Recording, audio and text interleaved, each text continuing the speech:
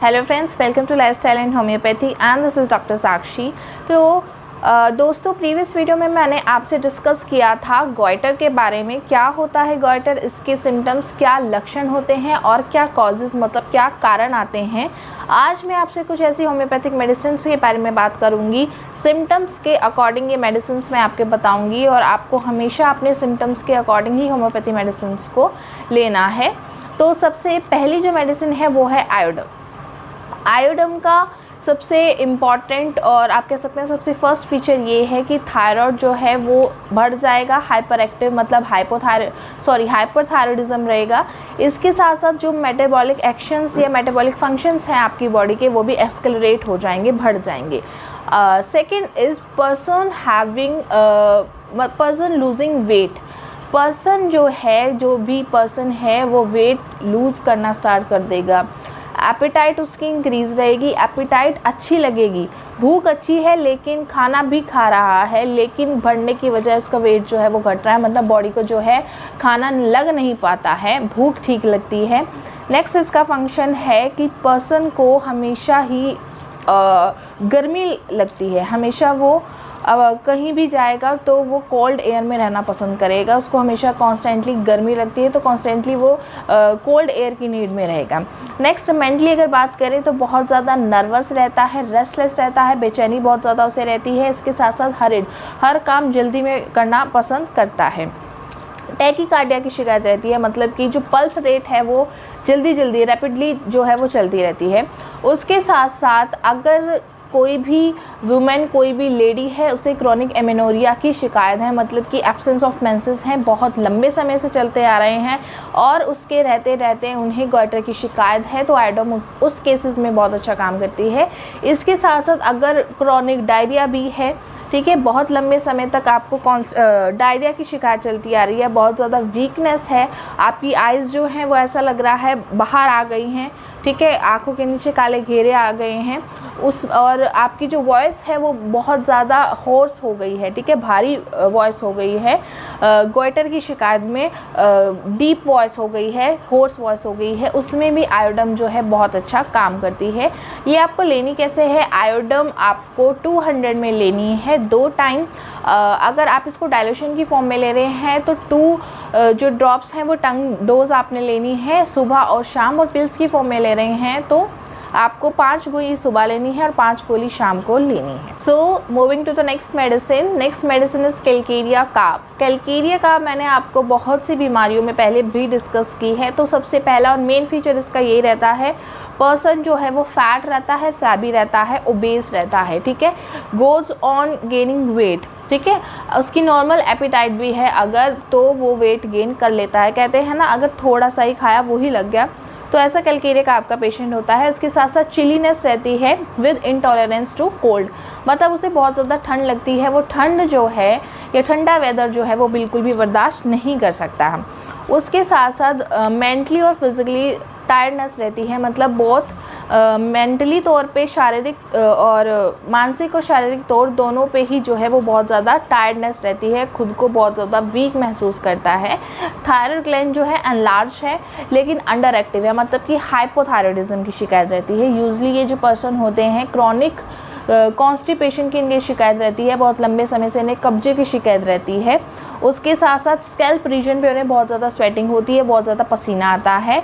और ये जो भी पर्सन्स होते हैं स्पेशली कैलकेरिया कार्ब वाले, वो उन्हें क्रेविंग होती है, मतलब इच्छा होती है जो अनडाइजेस्टेबल थिंग्स हैं, लाइक जैसे कि चॉक हो गया, स्लेट हो गया, लाइम हो गया, वो चीज़ें खाने की। तो कैलकेरिया कार्ब 30 में आपको 3 टाइम लेनी है, सुबह दोपहर शाम, वैसे ही जैसे मैंने आपको जैसे मैंने आपको डोसेज बताई है।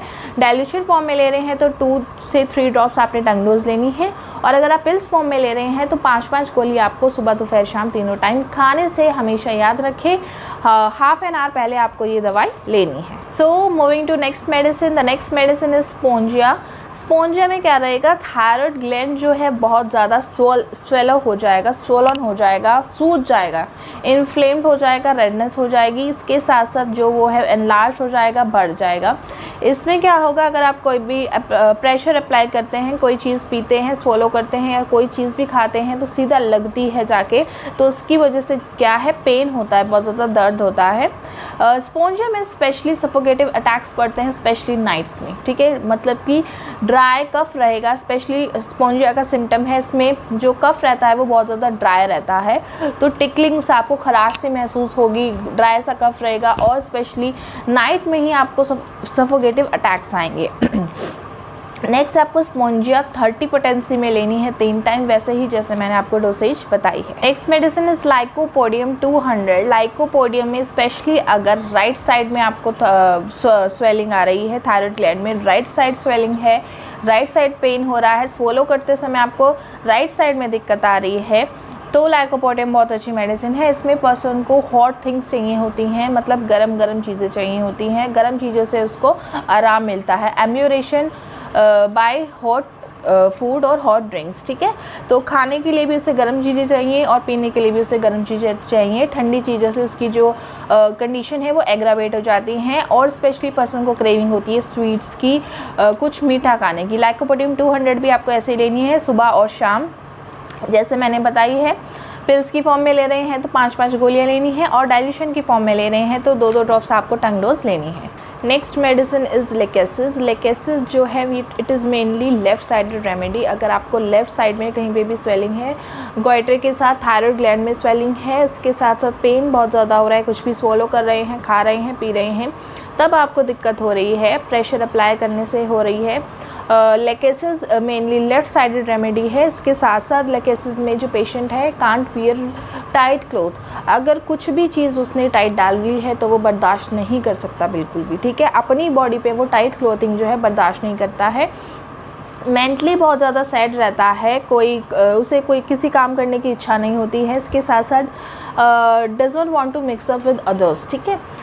लोगों के साथ मिक्सअप करना पसंद नहीं करता, हमेशा वो अकेला ही रहना पसंद करता है, लेकिन बहुत ज़्यादा टॉकेटिव होता है, बहुत ज़्यादा बातूनी होता है। तो लेकेसिस में आपको 200 पोटेंसी में लेनी है और इसको आपने सुबह और शाम 2 टाइम लेनी है। टंग डोज अगर आप डाइल्यूशन की फॉर्म में ले रहे हैं तो टंग डोज लीजिए 2-3 ड्रॉप्स, और अगर आप पिल्स की फॉर्म में ले रहे हैं तो 5 आपको पिल्स लेनी है सुबह और शाम खाने से आधा घंटा पहले। तो ये थी मेरी आज की कुछ मेडिसिन गोइटर के बारे में। हमेशा ये नहीं होता कि जो भी बीमारी है उसके सिम्टम्स तो इम्पॉर्टेंट हैं ही हैं, लेकिन जो मेंटली सिम्टम होते हैं पेशेंट के वो बहुत ज़्यादा इम्पॉर्टेंट रोल जो है वो प्ले करते हैं, स्पेशली होम्योपैथी में। तो हम इसलिए ही मेंटल्स पे ज़्यादा ध्यान देते हैं कि मेंटली पर्सन कैसा है, उसके फिज़िकल सिम्टम्स के साथ साथ मेंटली सिम्टम्स भी दोनों ही मिलाकर एक जो होम्योपैथी मेडिसिन है तब वो मेडिसिन जो है वो निकलती है, सिंगल मेडिसिन है जो निकलती है। और हमेशा आपको विदाउट कंसल्टेंट किसी भी कोई भी जो होम्योपैथिक मेडिसिन है वो नहीं लेनी है। हमेशा सिम्टम्स अगर आपके मैच हैं और सिम्टम्स मैच भी हो रहे हैं उसके बाद भी आप जो है कंसल्ट कर जो है वो मेडिसिन लीजिएगा। और अगर आपको कोई भी अपने कंप्लेन से रिलेटेड क्वेश्चन है, कोई भी क्वेरीज़ हैं तो आप मुझे कमेंट सेक्शन में ज़रूर पूछ सकते हैं। तो उम्मीद करती हूँ आपको मेरी वीडियो पसंद आई हो, और अगर आप मेरे चैनल पे नए हैं और अभी तक मेरा चैनल को सब्सक्राइब नहीं करा है तो do like, subscribe and share my videos to your family members and relatives. तो मिलती हूँ आपसे इसी तरह मैं नेक्स्ट वीडियो में। Thank you so much for watching.